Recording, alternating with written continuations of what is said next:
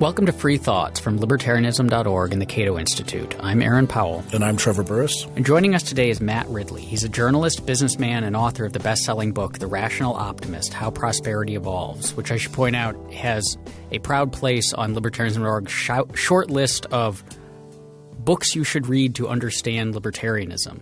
He's also the author of the new book, The Evolution of Everything, How New Ideas Emerge. Welcome to Free Thoughts. Thank you for having me on the show.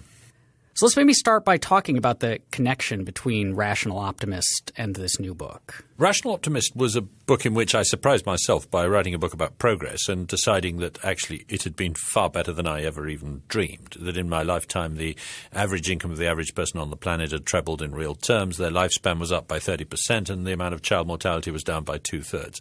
And that on the whole, despite what we all thought and how gloomy we all were about the world, we were healthier, wealthier, happier, cleverer, cleaner, kinder, freer, more peaceful and more equal than we thought. Than we had been 50 years before. So I catalogued these extraordinary improvements. But I didn't just stop there. I also tried to explain where they'd come from and how they arose. And of course, in a word, they came from innovation. They came from innovation in technology, but also innovation in habits, so tools and rules, if you like. And trying to understand why innovation happens to human beings and not to rabbits or to rocks was part of the motivation of that book. And it's one that I carry on in the current book, as it were. And particularly the idea that came out of Rational Optimist was that basically it's about recombining ideas, that you take two ideas, meld them together and make a third idea, or rather they meet and mate and have a baby idea, perhaps. And that's where most ideas come from, is the cross-fertilization of thoughts between different people. And that's a sort of equivalent to a biological process called sexual reproduction, which is a key ingredient of evolution. So I then got interested in how evolution is actually a very good description of how society changes, as well as how biology changes. Now, for you personally, because I had been familiar with your work with Red Queen and things like this beforehand, when you're doing straight-up evolution stuff, when you started doing Rational Optimist, did what you found surprise you and where you went on this journey to like how big evolution can be from where you started originally? Yes, I did. I certainly, a long while ago, wouldn't have thought that evolution was a apt way of describing how human society changes, because I thought human society changed because clever people told it how to change. It was commanded and controlled. It was top down. It was ordered. It was planned, etc. As I grew up, I became less sure of that, shall we say, and I began to notice that actually an awful lot of change in society consisted of emergent, gradual, incremental, unnoticed, unplanned change, and that actually all the good things were like that, and all the important things were like that too. And sure, it was possible to plan something, to command something in the way of change, but actually the really interesting things like the change in the birth rate or the change in living standards were not the result of deliberate policy. And then I realized that the Adam Smith, Friedrich Hayek view of the human world, that is to say that spontaneous order emerges from the interactions of individuals, is exactly the same point as the Charles Darwin view of the biological world, that sophisticated fit between form and function and complex design emerges from an interaction among individual creatures and individual genes without a designer. Now, you described the Darwin theory then, if we broaden our view of evolution, as the special theory of evolution, sort of paralleling relativity, and so that there's a general theory of evolution. So how does that break down? Yeah, this was an idea that a friend of mine suggested to me when I was preparing the book, Richard Webb, that was I proposing a general theory of evolution as opposed to a special theory of evolution? And I liked the concept, so I've used it in the book. And what I mean by that is that we used to think that evolution, in fact, a lot of people still do think that evolution is confined to genetic systems, that you have to have genes in order to be an evolutionary system. That's the characteristic feature of things with genes, and it's also the characteristic feature of evolutionary systems that they have genes.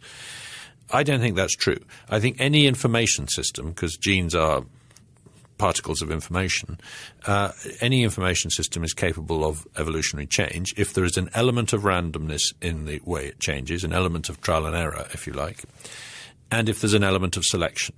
And clearly both are true of human society, that we try things. We don't come up with a single solution. Different people come up with different solutions, and we get the opportunity to pick through the market or through choice or even through democracy. We get the opportunity to pick the ones we like and reject the ones we don't like. And so in that sense, evolution by natural selection is going on among ideas, among thoughts, among habits, among technologies, among morals, among gods, among businesses, exactly. Governments, a lot of things. Yeah. So there's a lot of unconscious incremental change driven by evolution in human society. Is it fair, though, to think of like a spectrum from outright creationism to outright like algorithmic evolution, where on the one end, on the biological, we've got, this is random choice, random selection. There's random mutations, and they're checked against things in the world. Does the organism die? Does it live long enough to breed, and so on? But cultural evolution seems like a weird halfway point, perhaps, because it's not entirely random. It does have agency. Like there are intelligent designers making design choices like I am going to try doing this thing instead of what we were doing yesterday. And then there's a selection process, but the selection process is also being done by intelligent selectors who are themselves intelligent designers. So does it look just like biological evolution? Because I can imagine it being weirder. It's certainly true that we are trying to improve the world in a way that Darwinism isn't. Biological Darwinism isn't trying, and that we can plan something, and our plan might be a good plan, and it gets selected. So in that sense, there is consciousness, there is purpose, there is aim in the human world. It would be foolish to deny that. What I'm saying is that to a surprising extent, that's a bad description of how we do change the world. Because, yes, people come up with ideas for how to improve it, but what really matters is having competition between those ideas and some of them surviving and some of them failing. Let me give you a very nice example that was given to me by Dan Dennett, the evolutionary philosopher. And it's a quote from an early 20th century French philosopher by the name of Alain. He went by one name, and he, looking at the designs of boats in the Pacific Islands, he thinks about it and he says, the badly designed ones sank and disappeared. The well-designed ones were copied. It was the sea that fashioned the boats. Yeah, sure. Each person, when he built a new design of boat, was trying to make it a better one. But it was the sea that decided whether it was a better design or not. And then someone might come along and say, isn't it amazing that we all only have good boats? There must be some principle of design by this. It's like, no, they're just not here anymore, like an anthropic principle kind of thing. That's right. As Douglas Adams said, the puddle says, isn't it amazing that this hole fits me so well? Exactly. Well, we see that in – I mean, that would seem to explain to some extent the constant culture and arts decline attitude of, art and music and whatever else used to be good, so much better way back when. And that's largely because right now we're watching that process in action. And we're watching watching the good art. novels and the bad novels being written, but in the past, all we have left from that are the ones that were pretty good. That's a very interesting point, and I think that's spot on. In other words, the second-rate Victorian novels don't get read, so we think, my goodness, they wrote good novels in Victorian times. Whereas today we have to labour through some dross in order to find the good ones. And the filter of history is one of the reasons I like classical music is because it's been well filtered for me, if you like. And of course, that's partly why we have rose-tinted nostalgia about the past, is because we've only bothered to remember the good stuff and to preserve the good stuff. And we compare it with the present, and we think, God, things went much better in those days. That's because we've left out the bad bits. And what I rather like about golden age nostalgia is that if you go back to the golden age, what the Greeks described as the golden age, because they were already nostalgic for a time, and you go back to the time of Hesiod, 8 centuries before Christ, you find that Hesiod was grumbling about how things aren't like what they used to be.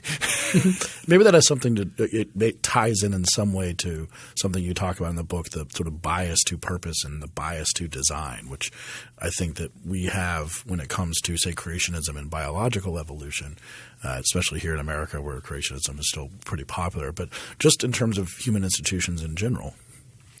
It's certainly, I think, true that we have a tendency to look for to think things are more top-down than they are. It's a common mistake, as it were, a reflex we have. And it manifests itself in the way we think inanimate objects are vindictive and think thunderstorms are revenge of the gods and that sort of thing. What Dan Dennett calls the intentional stance is a big part of the way we view the world. I wouldn't see it necessarily so much as coming out of that golden age nostalgia thing that we were talking about as coming out of if evolutionary psychology would likely build in a hair trigger for intentionality, because if your friend bumps you and you're walking along a narrow path next to a big cliff drop and you almost go over, and he says, "Oh, sorry, that was an accident." It probably makes sense to say, "Oh, well, it was an accident." I mean, not to say it was an accident, but to say, "Hang on a minute, you were trying to kill me, weren't you?" So it's better to err on that side, or the noise in the bushes is someone coming to get you rather than the wind. Yeah, to err on the that's an even better example. A slightly more plausible example, as opposed to your friends killing you. But perhaps another question that strikes me before we get into some of the details of your chapters is they're called the evolution of education, the evolution of money, a bunch of these things. But does it also maybe require something I think about in libertarianism in general, that you have to have some sort of faith in the quality and goodness of people, which in your prior work on evolution, you've written about virtue and things like this, that you might not be for bottom-up explanations if you think that people are just bad. Because bad people would create evolutionary things too. They would create the Thunderdome and Mad Max or something like this. So you have to actually believe that people are fundamentally good, kind of the Lockean versus the Hobbesian paradigm, that people are actually pretty good. So that was maybe an important part of this, that some people who don't believe in bottom-up solutions, maybe the one reason they don't endorse them. That's a very interesting point, and the way in which this argument intersects with the slightly older or parallel argument about the perfectibility of man, etc., which is kind of I wrestled with in my book, The Origins of Virtue, is a really interesting question. And you're quite right. The view that people only behave morally because they've been told to by priests or teachers is not really compatible with the view that people should be free to live their lives as they want. If you genuinely think that we would all kill each other were it not for government being told as children that's a the bad United idea. Nations. That's who keeps it from happening. Yeah. Then of course you think that we must have benevolent dictators in charge of the world, because the opposite is very dangerous anarchy. And I think most people go around with a view that anarchy, that lack of rules leads to top-down rules. Lack of top-down rules, exactly, as opposed to bottom-up emergent ones, leads to really bad outcomes in which horrible things happen. And on the whole, the evidence doesn't bear that out. I mean, one of the things I like to do is ask people, can you name a country which you think has too little government? And some people say Haiti. Somalia, maybe. So, yeah, well, Haiti's not a good example because actually if you go to Haiti you find it's extremely difficult to start a business because the regulations are so tight, even in a sort of badly governed country like that. Somalia, well, actually it's got rather too much government. It's just that it's not a monopolistic government. It's several different warlords, you see what I mean. I ask students when I teach these kind of emergent rule things whether or not before Hammurabi's code, if they think that ancient Sumeria was just complete chaos with everyone just running around, kicking everyone, and until he came down and carved this in, that's what everyone – oh, okay, well, let's stop. Well, no one actually believes that. Exactly. People are pretty good at behaving themselves. Let's talk about some of these actually. Aaron, did you have I wanted to start – I mean, there's the paradigmatic case of what we think of as a totally planned, going back to Hobbes and Locke, totally planned institution is government. We got together and we created this thing in some distant past in order to protect our rights or do whatever, and then we kept planning it until we got to today. But you say no, like even government is often the product of an evolutionary process. How does that work? Yes. Government is the emergence of a monopoly on violence. That's pretty clear from both myth and history and also what we see around the world, is that the characteristic of a government is that it's managed to monopolize violence, and so and therefore doesn't need to use it, keeps it in the background. What I think is rather interesting is that you can see this arrangement emerging ab initio from nothing in certain institutions today. And the example I give in the book is prison gangs. Prisons operate on a sort of various kind of rules emerge among prisoners about what's good and what's bad behavior. And it turns out that at a certain level, a certain size of prison, a certain turnover of prisoners, these rules start to break down. And so what happens is that instead you see gangs emerging within the prison, and the gang says, we're in charge. We decide what happens. We punish transgressors. And often this is very welcome to the prison authorities because they find that what's happening is that order is being brought in. But some quite powerful gangmasters are emerging within the prison who are able to bribe the prison authorities, etc. So it's very parallel, I think, but the point is it's not planned. It appeared spontaneoustive. David Skarbek has a very interesting book about this. But doesn't that cut against the general idea that what's unplanned is good and what is planned is bad? If your example of like, look, here's an unplanned thing, prison gangs, that doesn't sound all that encouraging. Well, prison gangs are better than complete anarchy. Complete chaos in prison, which is the point. They're a response to a much more dangerous and chaotic situation. They are a form of order emerging within a prison. Sure, these are bad guys we're talking about because they're in prison. So, we're talking about a problem of violence that is being solved. Now, another one of your chapters, you talk about the evolution of education, which is one of my favorite subjects. It wasn't the case that before the state came along and said we're going to have schools that there were no schools. Is that what seems people might think? But the real story is different. Indeed, and the literacy rates shot up in the 19th century in America, but also in Britain and other parts of Europe, and indeed in India and places like that, long before there was any public education policy or compulsory education or anything like that. Why? Because once people, ordinary working people got sufficiently well off that they could afford to worry about these kind of things, there was an appetite to come to arrangements whereby their kids got educated. And so you see a huge progress, evolutionary progress, emergence of education systems. And then government comes along and says, look, it's disgraceful that we haven't got enough education. We're going to impose a system from top down. And it's not always clear that was an improvement. In fact, it seems in many cases to have slowed down the evolution of education. Sure, it's improved education in the 20th century and so on, but it's bound to because the resources were much more available. The wealth of the society was much greater. It would also have improved under a much more free system.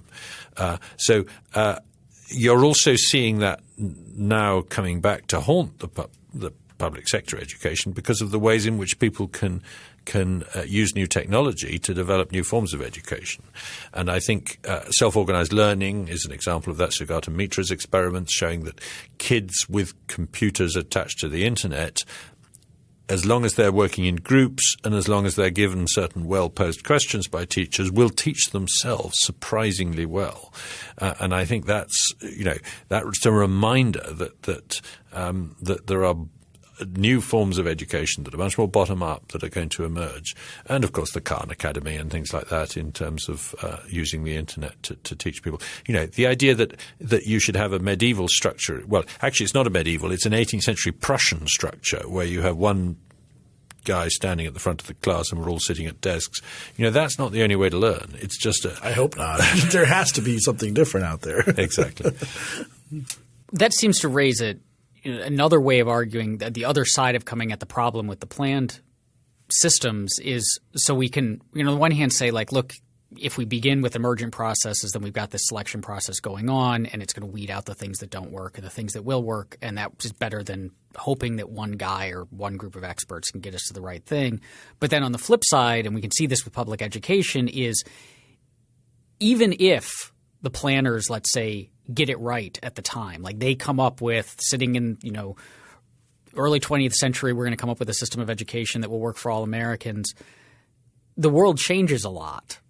And the problem with these planned things is the planners like to keep them the way they are, and we tend to be stuck with them. Well, I think what that's teaching you is that monopoly is very bad at change. And that's because change comes from trial and error in an evolutionary system. And so letting 1,000 flowers bloom and seeing which one is best adapted to the new technology, the new situation, the new background is the best way of making sure that you don't get stuck in a rut and do the same thing over and over again. Or maybe the way of talking about it could be that – or another way of talking about it could be that the government, if you think about it as an ecosystem and you saw something in the ecosystem, an animal with an adaptation that seemed to be counterproductive or made no sense, you'd wonder what – like a peacock's tail, for example. You'd wonder what was the thing that allowed it to exist. And the government has this unique adaptation called the ability to use force, which is the ability – which is why it can have things continue to exist that no one even wants, perhaps, or a Prussian model of education 150 years after it's out of date, because it has its own adaptation to thrive in this world, which is the ability to use force in this specific way. Well, back to the point about what government is, it's a monopoly on force, as we said, and the key word there is monopoly. I think that government only pacifies a country because it's a monopoly. I mean, if you had two rival monopolies on force within a country, by definition, you've got a civil war. So to solve that problem, government has to be on monopoly. But that produces another problem, which is that it can't evolve, it can't change fast enough. It's not responsive enough to new environments, and it doesn't experiment enough. It doesn't try new things. So, for example, political systems tend to be surprisingly long-lived. They change with revolutions, but they don't change much in between. And political reform is notoriously difficult to achieve. I make the point in the book that if you brought Daniel Defoe, who wrote about riding around England, describing it in the early 18th century, if you brought him back today, 300 years later, he would find everything completely changed except government, which would be horribly familiar. There's a constitutional monarch, there's a bicameral parliament, there's an unelected House of Lords, et cetera, et cetera. There's something depressing about that. Is there a way, though, to introduce evolutionary pressures into government? Because, we have a system right now where we at the global level, there is not a monopoly. There's no state that controls all of it. And they are competing, but the history of humanity is filled with destructive competition among states. It tends not to go well when two states compete with each other.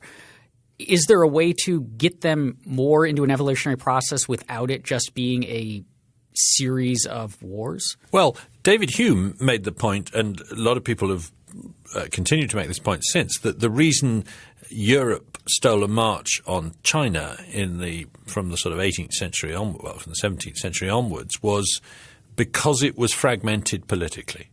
And that meant that during the Reformation and the Renaissance and the Enlightenment, an individual inventor or talent of some kind could get up and leave if he didn't like the regime he was living in. And this happens all the time. If you go and look, Gutenberg or the man who invented mice in China or whatever, they often move from one country to another to find a regime that's more congenial for them to live under. So it's very favorable to innovation to having a fragmented continent. And the reason Europe is always fragmented is because of its peninsulas and its mountain ranges. It's very hard to unify. A lot of people tried, Julius Caesar, Hitler, Napoleon, Charles V. None of them pulled it off for very long.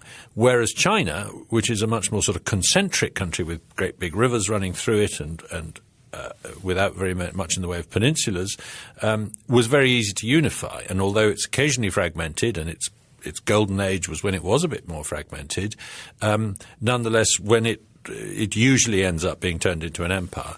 And very clearly, when it gets turned into an empire, it tends to stand still and be actually anti-innovative because it gets a regime that's too monopolistic. So war is the price that Europe paid for being fragmented, but innovation was the reward it got for being fragmented. On that point, dovetailing off that, is there a top-down bias in – or what a purpose of sorry, can I come back on one postscript Absolutely, to that? Because it's an interesting thought. So where does America fit into that? In many ways, it looks like China. It's easy to unify as North America I'm talking about. And but of course the answer is the federal structure gives you just about the best of both worlds. A single monolithic country, but with an ability to have experimental governments within it. Theoretically, at least. Theoretically. At its best. At its best. Yeah. With, of course, the risk that turns into a civil war over states' rights, which it does at one point. But at its, the states as laboratories is a huge advantage of your system that most countries don't have. The question I was asking was about history in terms because we were bringing up history, and you write in the book about sort of the same sort of bias that we have when we think of history, the top-down view of history, as opposed to thinking about it as more organic. It kind of reminds you of some of the Whig view of history that's Mises and discussed that history is directed by people and has a purpose and it's going towards something, usually, centralization and nice glassy buildings. But yeah, how is there a bias infecting our view of history? Well, I think we believe in the great man theory of history too much. We tend to say, brilliant George Washington, he won the war, he created the nation. Yeah, and of course he deserves some credit. But if you go back and look at the surrender at Yorktown of the British forces, and this isn't a Brit complaining. I was just going to come back on that. Yeah, you got sour grapes here. It's way in the past, and I'm very glad you won that war. And it was inevitable you were going to win that war, but that's kind of the point. Mm-hmm. But if you go back and look at what actually happened, the malaria parasite played a huge role in the surrender of that particular British army because Cornwallis had been ordered to stay in the low ground around the Chesapeake Bay, and all his three-quarters of his army was debilitated when the battle happened. And that's true of most wars historically. So, yeah, often death in the camps. Often it's either economic or biological or parasitic or something, the reason why a war gets won. But nonetheless, we say, Napoleonic wars, Wellington wins, not because he was a better tactician than Napoleon, but because Britain had the most money, the Allies did, as it were, and in the end they were able to throttle Napoleon for that reason. So the great man theory of history is that great men take history and turn it in one direction or another. And obviously that can happen. I don't think anyone would deny that Hitler was a great man in the wrong sense of the word, obviously. Affecting a lot of things. Exactly. I do not mean to imply that he was a good man, of course. But on the whole, we overemphasize that. We don't take into account the inexorable, inevitable emergent forces and the degree to which your ordinary people are what's deciding the outcome in the way they're behaving and trading and so on. So I think we give too much credit to the people on top of history rather than the people at the bottom of history. What about the role of innovators that we have? So much of the really wonderful stuff that's improved our lives today came from smart individuals making discoveries, whether that was Newton and I guess Leibniz for calculus or, the invention of whatever these things happen to be, all are from a single person. Vaccines, canned food. Yeah. The iPhone I have in front of me. Well, there again, I think we overemphasize the great man. And by the way, I'm not dissing these wonderful inventors, and I'm a huge fan of science. I'm a huge fan of technological invention. But look at, do you really think that if Google hadn't invented the search engine, we'd have no search engines? If Thomas Edison had invented the light bulb, we'd have no light bulbs. If Newton hadn't discovered gravity, we would never discover gravity. If Darwin hadn't discovered natural selection, it's inevitable. I mean, the double helix of DNA was bound to be discovered in the 1950s. The technology had reached the point where it was inevitable. So in that sense, every single scientist and inventor is dispensable. You can do without them. You can even run over Einstein and before he discovered special relativity, and you still get special relativity because Hendrik Lorentz was on the trail and would have got there. Do you see what I mean? So this sounds like I'm being very rude about these guys, but I'm not really meaning to. I'm just saying that let's hear it for the ordinary technologists and grunts who are sort of putting together the pieces that mean that actually this thing is ripe and someone's going to find it. Let's celebrate the chap who find it, but let's not overdo it. The Nobel Prize tends to be, in that sense, very unfair because it selects the person who happened to be in the place to put the keystone in the arch or whatever it is. But can we advocate for, say, government funding of these institutions, understanding that there's a lot of evolutionary bottom-up stuff, so say the Manhattan Project, we had to get a bunch of people in there to share ideas but have the funding for them so they can share ideas, so they can come up with this, and so many different false starts, and we need to figure out how to do this. But at the end of it, we have nuclear weapons, which – bad thing, but probably going to come anyway, but nuclear power and all these things. So maybe government has a role in trying to direct this toward some sort of path. Well, certainly whoever's in charge of society or whoever's taking the decisions should do their best to create an ecosystem in which innovation happens. Absolutely. And what does that require? It requires plentiful movement of people, movement of ideas, trade, so that things are coming into contact with each other. It requires resources. It requires stable infrastructure, etc. Now, does it require government pump priming? Yes, obviously, in some cases it does.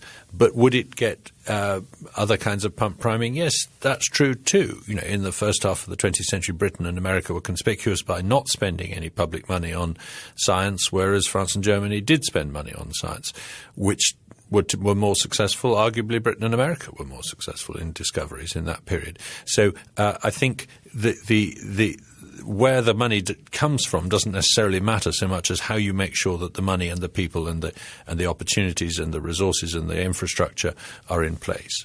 And that usually these days is a role for government, but it doesn't sort of have to be. Well, that sort of the follow-up question I had on here was kind of based on that. If you kind of think – so we wouldn't advocate for emergent evolutionary stuff if, say – an asteroid's going to hit the Earth. I mean, we'd want people to come in and plan and organize people and say, let's get the asteroid, I assume, or build the laser or whatever. Well, it depends.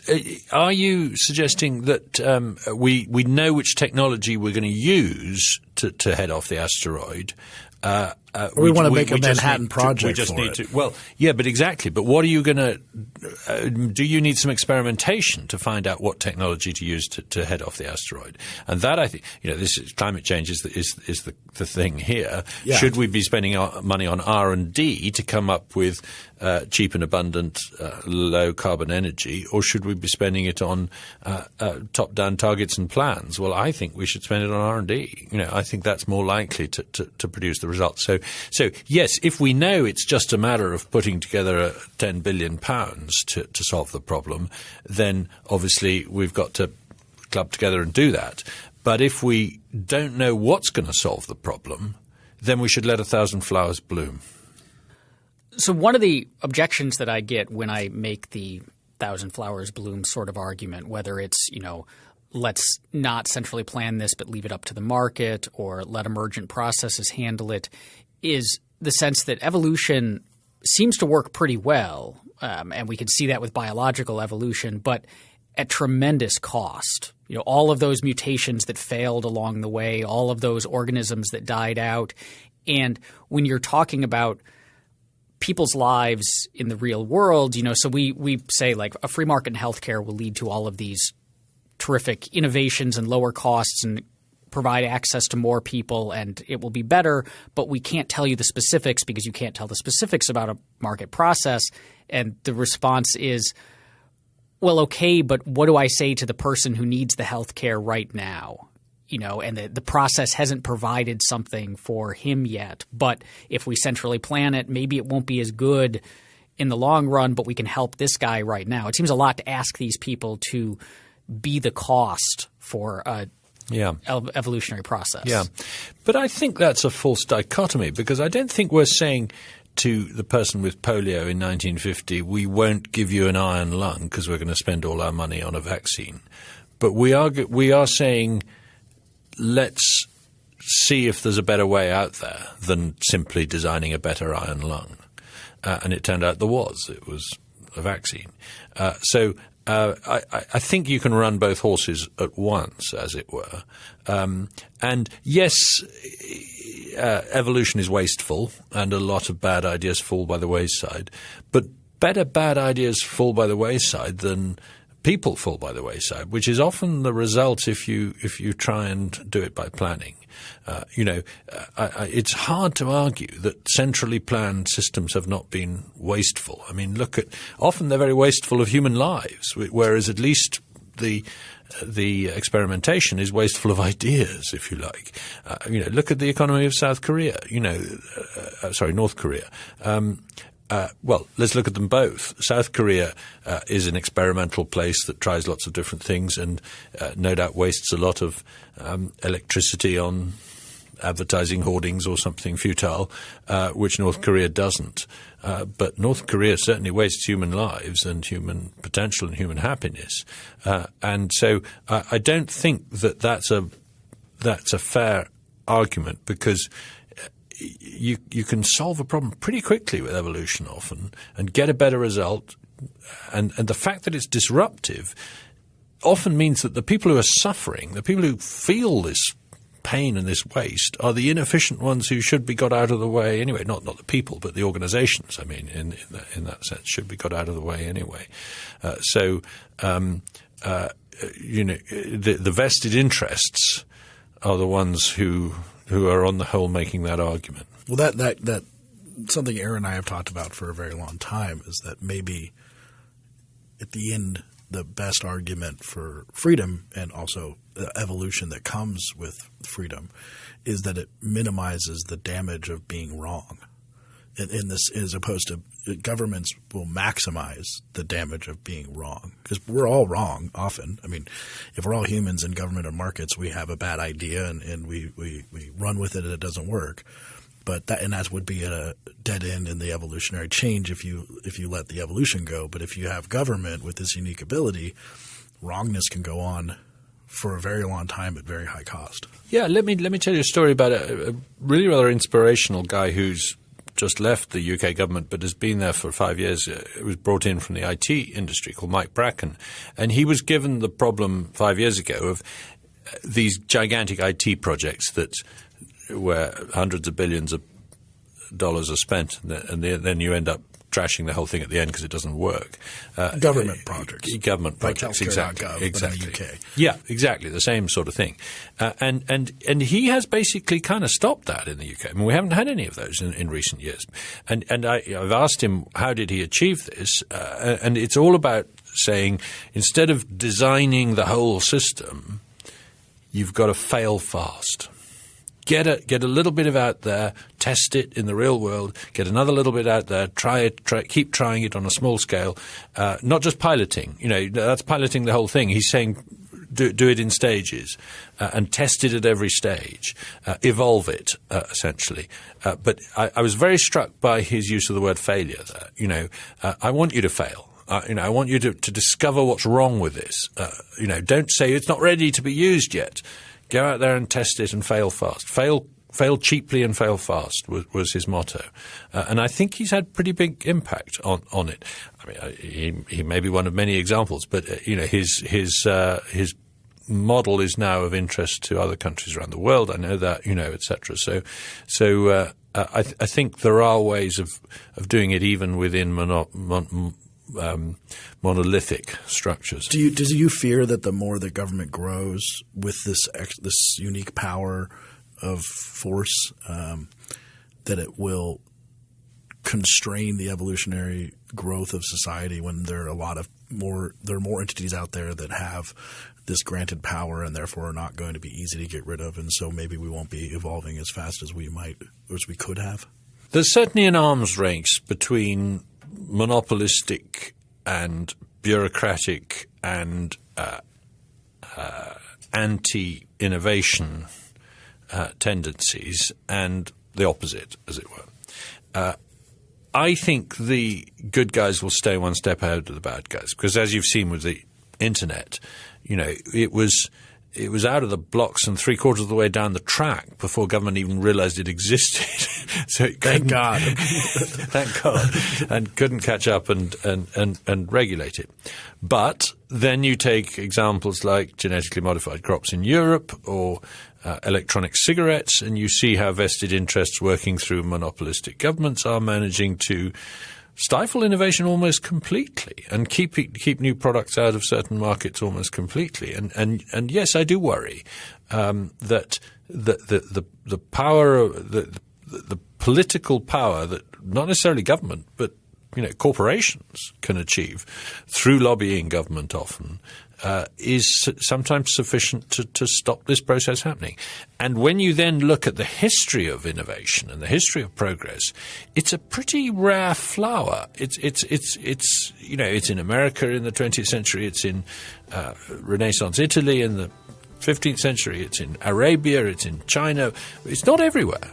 It's in Holland in the 17th century, etc. But, you can imagine an asteroid landing on the wrong part of the world and suddenly there's nowhere doing this thing. And everybody is run by very neophobic governments, as it were.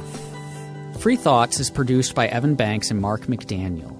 To learn more about libertarianism and the ideas that influence it, visit us on the web at www.libertarianism.org.